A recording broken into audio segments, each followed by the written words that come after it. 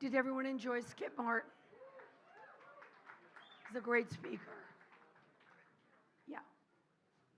I know you're all here to hear me, but I can't speak. So we're going to bring up the amazing, incredible, talented Alicia Silverstone to talk about topics interesting to all of us.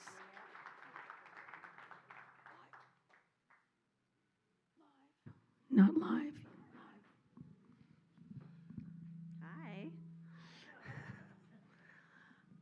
I came here before because tonight, I don't know if you're all going to be there, but you'll hear me talk about Marty because we're honoring Marty Kullner, and he's my buddy, family member. So that's why I'm here. Alicia is an amazing human being. For those of you who have not seen her on social media, the things that she talks about are so important, and the issues that matter to her are so important. And as you know, this conference has been a lot about sustainability. And I, too, as a fellow at-home vegan, was really excited to be able to interview her. So without further ado, I'm going to let her do, obviously, most of the talking, and then she'll be here later tonight, not here, at SOA, honoring Marty. So Alicia, let's talk a little bit about your commitment to environmental causes. Talk about your journey in sustainable living and how that has impacted your career. Well, thank you for asking me to come speak about this because I really love talking about this. But I guess the first thing that happened is I was an animal lover who ate a lot of animals. And I had allergy shock. I had all these things, bronchitis, asthma, allergy shots, all the things.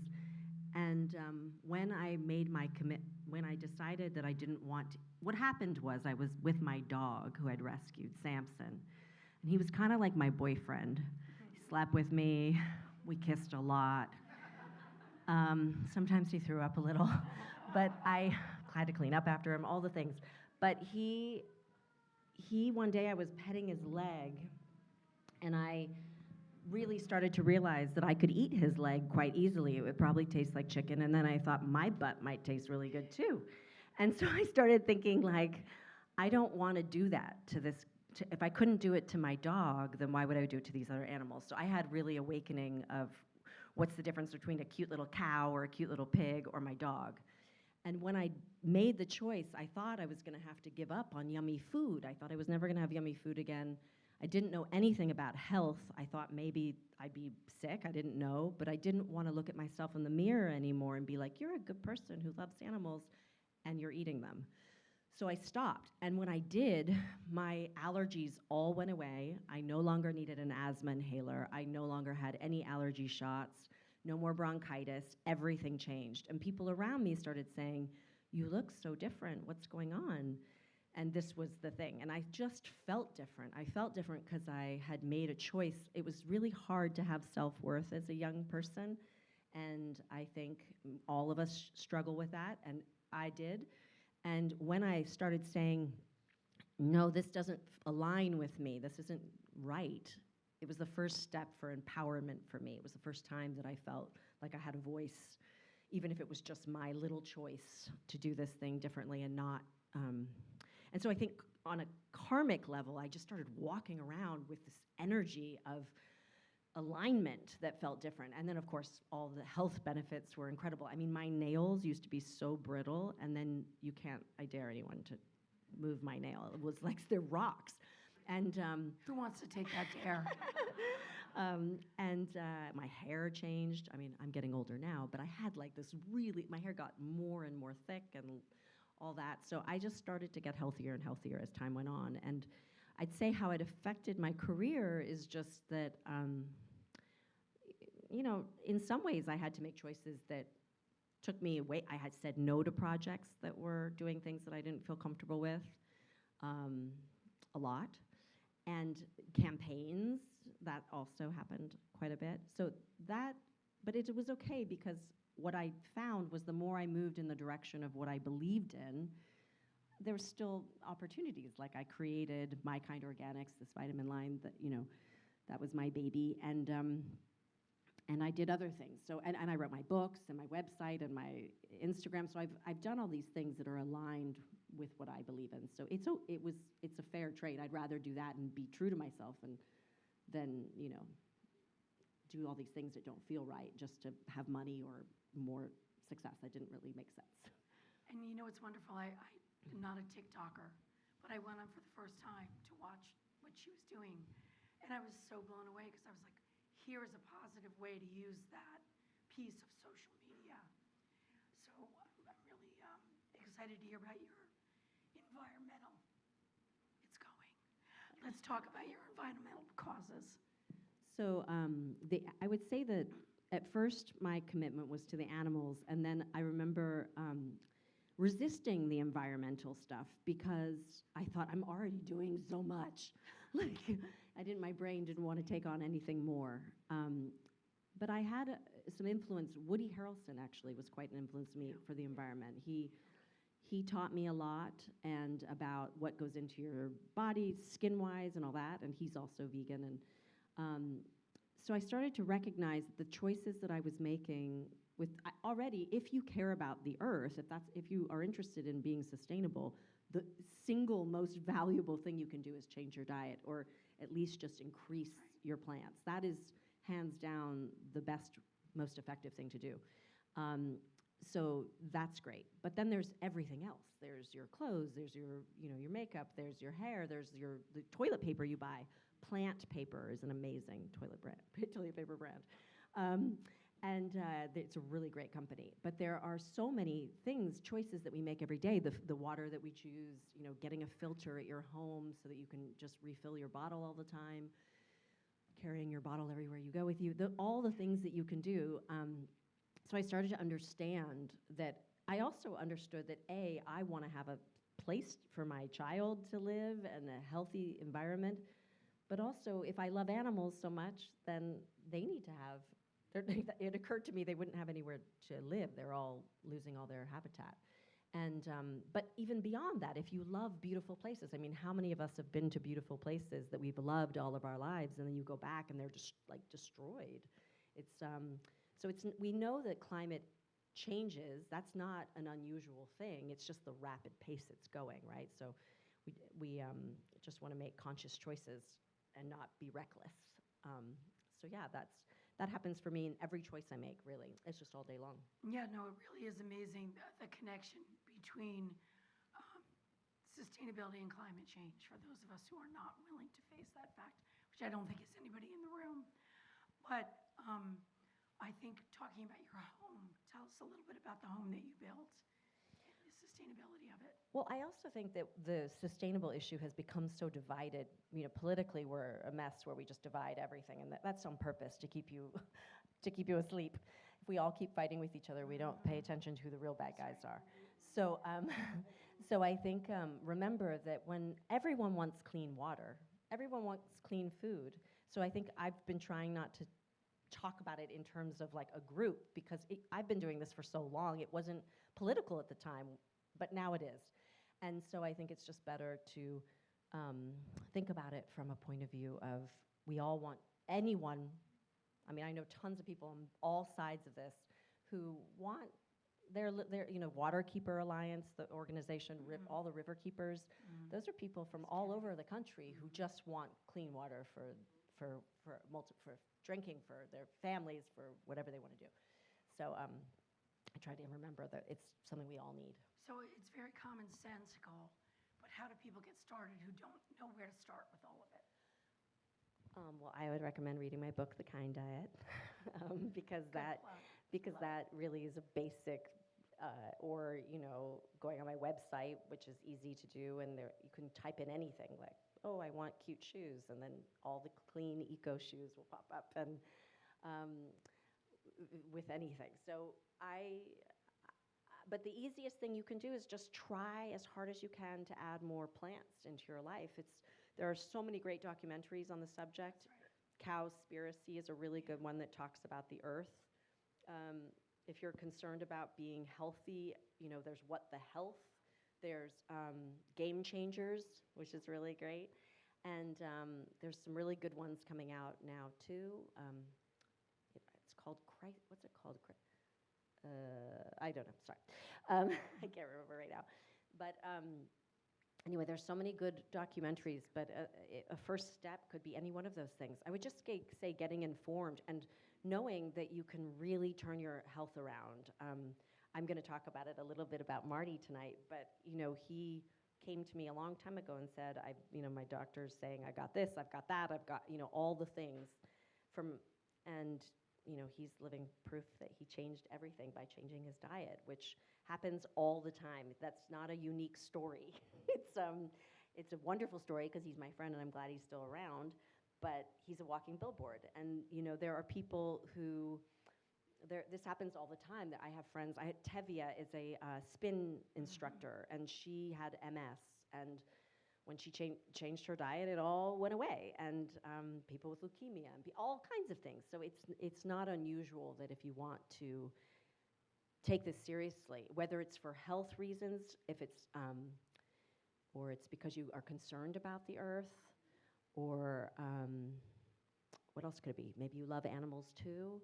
Or you really worried about, 9 mil. This fact blows my mind that it's ignored, but it's because no one profits from this. So that's why no one tells you about it. But 9 million people die a year of hunger. 9 million. And every one of those people could be fed. It's not because there's not enough food on this planet. It's because we feed all the food that could go directly into their mouths to cows and pigs and chickens. So it's an inefficient use of resources, and we throw so much food away in this country. So, really, if you want to be a part of, someone brilliant said this, and I will butcher it, I'm sorry, but in England, in Parliament, a wonderful man said, essentially, every time you see a child starving to death, you're essentially slapping them in the face when you choose to eat meat, because that's the action that keeps them being hungry. I didn't say that very well, but he said it beautifully, and you can look it up online. If I could remember his name, that would be helpful. Anyway. No, I mean, every step begins with one footstep. Yes. And I got turned on, and I'm pretty well read, at the Toronto Film Festival. Oh. Because they showed Cows Inc. and some of these other movies. And so it's very impactful when you see visually how the cows are treated, how the chickens are treated, and forget about this whole thing cage-free. It's not really, it's a fallacy. Yeah. So how do you manage that when you're on the road or out? Because I know that's the struggle I have with veganism. Well, I've come to not be so hard on myself about it, so I'm flexible a little bit, because I have found that has allowed me to be happier with other people's choices. Right. And, if I'm not perfect, then I can't, be as, it's hard. At first, I was so intense about it. I would run around being like, rape, fire, murder, everybody, any person who spoke to me, that's what I would say. And that doesn't get people really excited or interested.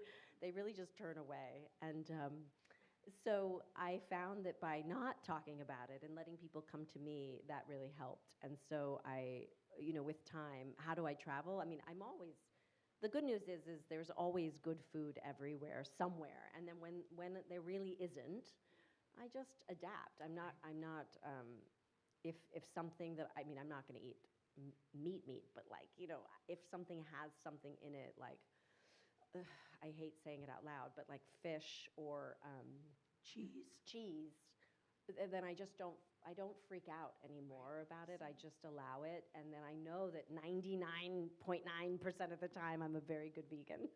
And if I mess up a little, then it's okay, because I'd rather us all do that than be like, I can't do it, so I'm not going to even start. Like, even if you do it, I don't think once a week is that helpful. I don't see how that makes a ton of change for your body, for your health, for anything. But I do think that if you move in the direction of, I want to do this for my health, I want to do this for my children, I want to do this for the earth, for all the reasons, but I don't know if I can. Okay, great, I'm going to start. I'm going to read this book, or I'm going to watch this documentary.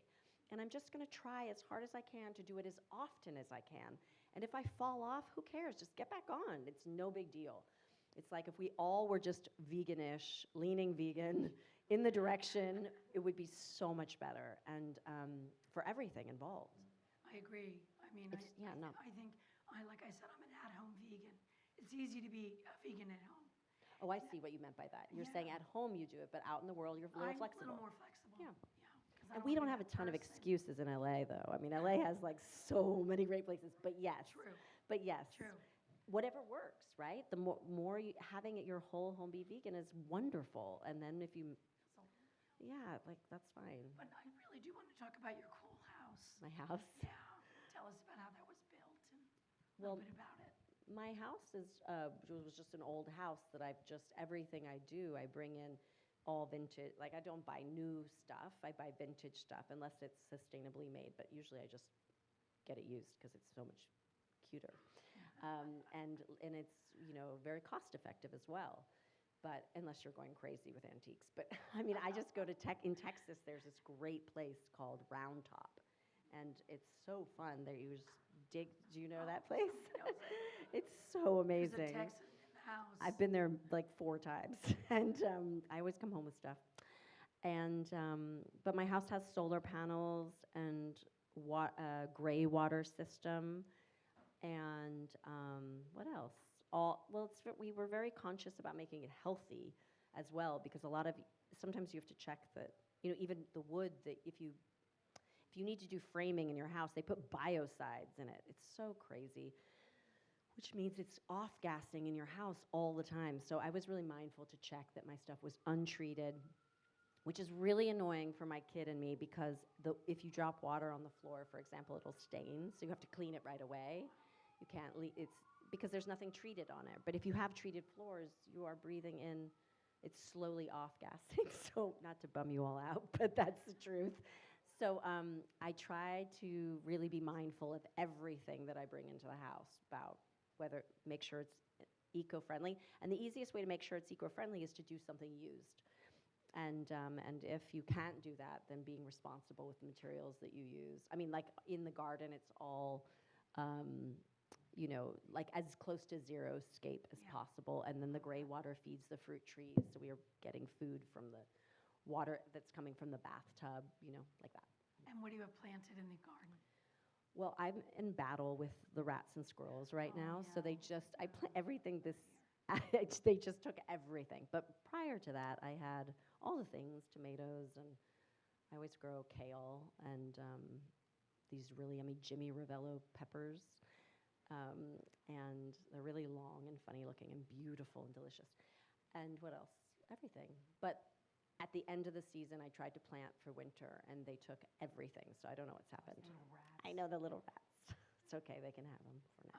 It's a very short talk, but do you want to just say a little something about Marty before we set off tonight? Because Yeah, he's the reason you're here, and I know how much you love him. I do. Well, I hope everybody is going to be there, but if they're not, well, am I just going to should I say what I was going to say tonight? No.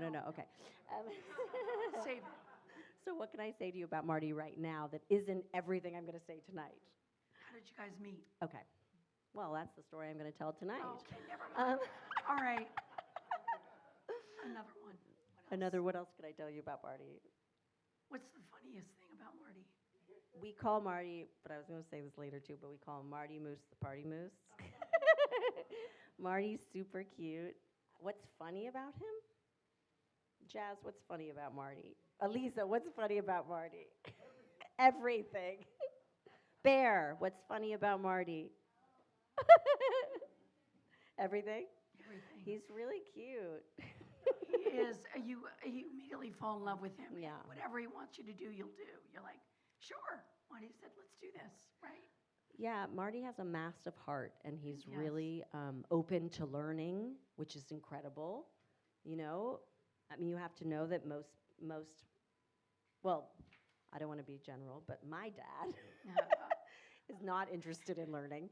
And so when, and certainly not from a younger girl. So it's really nice that we share things. We share information back and forth. We inspire each other. We tell each other things and say like, hey, do you know about this? And he's open. Yeah. He's not like, I know, and that's it.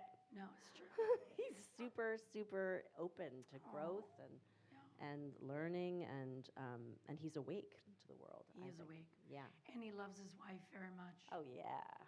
I was gonna talk about all that tonight. Oh, I would love to let you guys ask questions, Alicia, but I can't. We can't. I mean, we can. All right, one.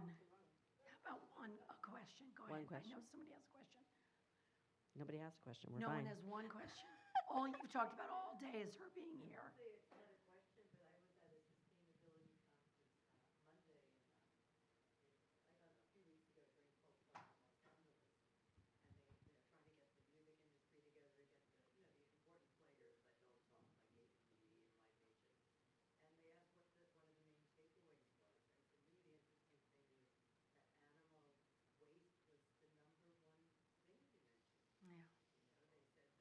Yeah.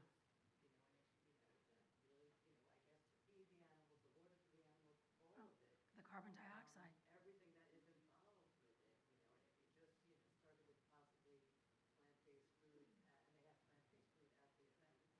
That's nice.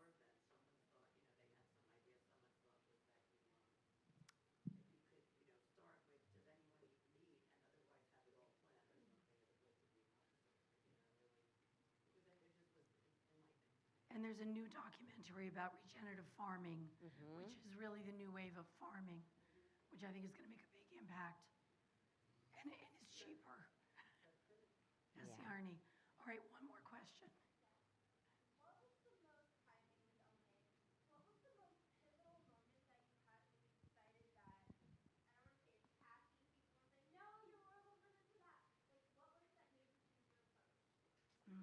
That's a good question. Thank you. There's a man named Howard Lyman, and he was the Mad Cowboy. He wrote a book called The Mad Cowboy, and I think it was in the year 2000. I went to an animal rights conference, and he was there. And what I thought was so incredible about him was he was a cattle rancher, like a big Montana cattle rancher. All his income came from that, and he had a heart attack and almost died. And when he was in the hospital, I don't remember the part about what made him wake up to this idea, because he was so resistant. Are you kidding me? All his livelihood was based on this. But I don't know if it was the doctor who told him that he could save himself if he changed, or if he had a religious experience where he sort of connected to a higher thing. I can't remember the whole thing, but I know that his story was really interesting. He wrote this book called Mad Cowboy. So I already knew about him and liked him. And he was there speaking, and he sort of said, it's not helpful to run around. And I can tell you it's exhausting too. But so it's not good self-preservation. But he said you're not going to, it's a really good exercise in general that I always need to remind myself that unless somebody's asking you for that information, they probably don't want it, but I was asked to be here, so I'm telling you now. Like, sorry. No one seems to have left yet, which is good. I thought for sure you'd all be like, I'm out. But I think he really talked about the best, most effective thing to do is save your energy for the people who genuinely want to know. Because for anyone in the room who is plant-based or on that journey, you know that someone at your family dinner is going to be like, well, why do you do this? And why do you do that? And they just, they don't care. They don't actually want to change, or they're not really interested. They're just poking at you. And so, we all make those mistakes of answering those things and letting yourself get poked. And I guess he taught me by listening to him in this conference that it wasn't really effective. And and then I was younger too. So I think that really had an impact on me. And so for the most part, I just don't really. What also happened is when I wrote my book, because before I wrote my book, I needed to, I couldn't help it. I needed to tell people. And then when I got it all into this one place in a collected, with all my ideas organized and collected, I felt like now if anybody wants to know, they can just read it. I don't need to talk to them about it, right? Like I've already done that part. So I think that really helped me as well. And by the way, the cowboy is the gentleman featured in the film I just told you about, which I think is Touch the Dirt, or has dirt in the name. Common Ground. Oh, thank you. Right? Okay, we've come full circle. So I thank Alicia so much for being here. It is such an honor. And I know you guys want to go grab a cocktail. And she'll be around for questions. No, I'm just kidding. But she will be around later tonight. Thank you so much. Thank you. We're so honored to Thank have you. you. Thank you for honoring my dear friend Marty. Thank you.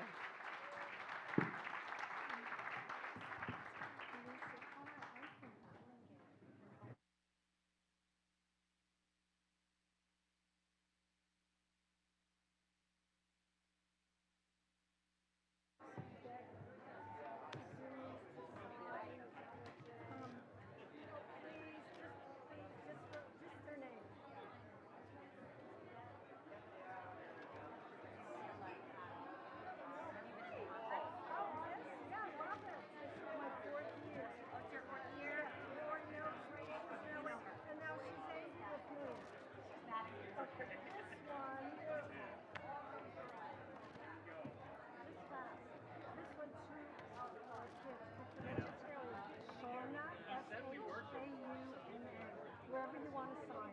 H-A-U-N-A.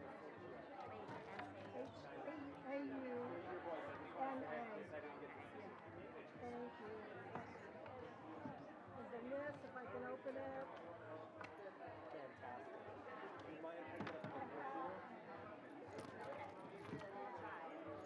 Oh, it's so funny. Silver or gold? Sure enough. I'm sorry. Sandy, S-A-N-D-Y. Yep. And I'll, want to try the gold? How about this? If not, we'll do black.